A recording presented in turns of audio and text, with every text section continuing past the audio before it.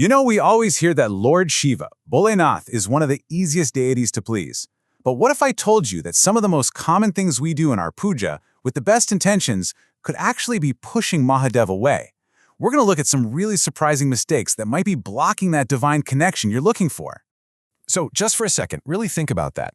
Could your devotion, your heartfelt prayers, somehow be, well, hindering your connection? It's a really confronting question, I get it. But it's one we have to ask if we want to go deeper on this spiritual path. And it's pretty wild, right? Things that seem so normal, like offering Tulsi leaves or using turmeric, are actually huge no-nos. And it's not just about what you offer. Even something as simple as the direction you're facing can make all the difference. These are the details that can mean your prayers are heard loud and clear. Okay, so let's dive right in. We're going to start with the things you should never, ever place on the shivling.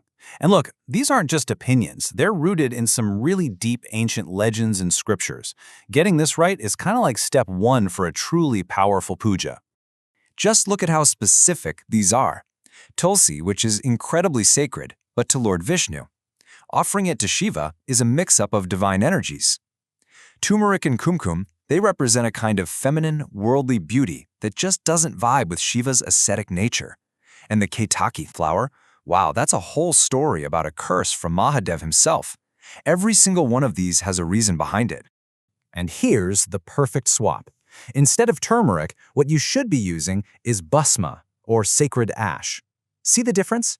Turmeric is all about worldly beauty and attachments. Bhasma is the total opposite. It represents letting go of all that, letting go of the ego. That is the true energy of Shiva. So it's not just about the items you offer. How you show up, how you care for your altar, it's all part of the same thing. Think of it this way.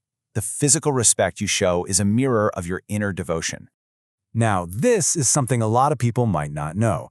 You should never, ever worship a broken or chipped shivling. It's not just that it looks bad, it's considered inauspicious. A broken idol can disrupt the flow of positive energy and might even attract negative vibrations into your space. Lord Shiva is the embodiment of purity, so it only makes sense that we should approach him in a state of purity too. This means taking a bath, wearing clean clothes, white or saffron are ideal, and making sure your puja space is clean and uncluttered. It's more than just a rule, it's a fundamental show of respect. Okay, now let's talk about worshiping at home, because there are a few extra things to be aware of. These guidelines are really about making sure you maintain the right kind of sacred energy within your personal space. Here's a really simple but super important rule of thumb. Literally, a shivling in your home should not be any larger than your own thumb. And trust me, this isn't some random measurement. There's a powerful spiritual reason for it. You see, a large shivling is like an energy powerhouse. It radiates an incredibly intense cosmic energy. To keep that energy balanced, it requires constant, rigorous rituals that are really only manageable in a temple. For a home, the smaller size keeps everything harmonious and peaceful. And it's not just about the shivling, your own position is key. You want to sit facing either north or east to really align with that cosmic flow. And when you set up the shivling, make sure the little outlet where the water runs off, the yoni, is always pointed to your right side. All right, we've talked a lot about the don'ts, so now let's flip it and talk about the powerful do's, the offerings and the practices that will absolutely deepen your connection and make your puja feel so much more alive. Instead of all those forbidden items, one of the most powerful offerings is Panchamrit, the 5 nectars. Every single ingredient here has its own beautiful meaning. You've got milk for purity, honey for sweet words, ghee for victory. When you combine them, it's just this incredible offering for blessings and cleansing.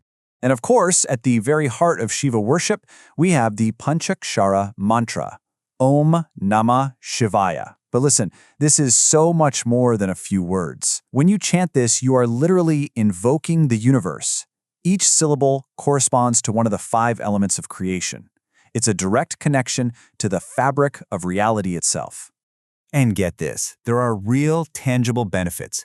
Chanting this mantra with the right vibration and focus isn't just spiritual, it's practical. It actually helps lower your stress, it improves your focus, and in a very real way, it helps align your personal frequency with the frequency of the universe. How cool is that? Now, beyond what we do every day, there are these special moments, these cosmic windows of opportunity for some serious spiritual cleansing.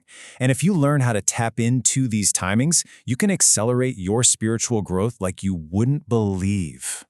This special window is called Pradosham. It happens twice a month, right around twilight on the 13th day of the moon cycle. This is the time when Lord Shiva is said to be in his most blissful, compassionate, and generous mood, just ready to shower blessings. So what does that mean for us? Well, it means Pradosham is the ultimate time for a karmic reset. It's when the veil between our world and the divine is at its thinnest, and our prayers for forgiveness and release are heard with incredible power and clarity. I mean, just let the power of that sink in. It's believed that by simply being present, by witnessing the Abhishekam, the sacred bathing of the Shivling, during this time, you can wash away the karmic baggage of not just this life, but of many lifetimes before. That's profound. Okay, so after all of these rules and methods, we have to come back to the most important thing. Mahadev is Bholanath, the one who is easily pleased.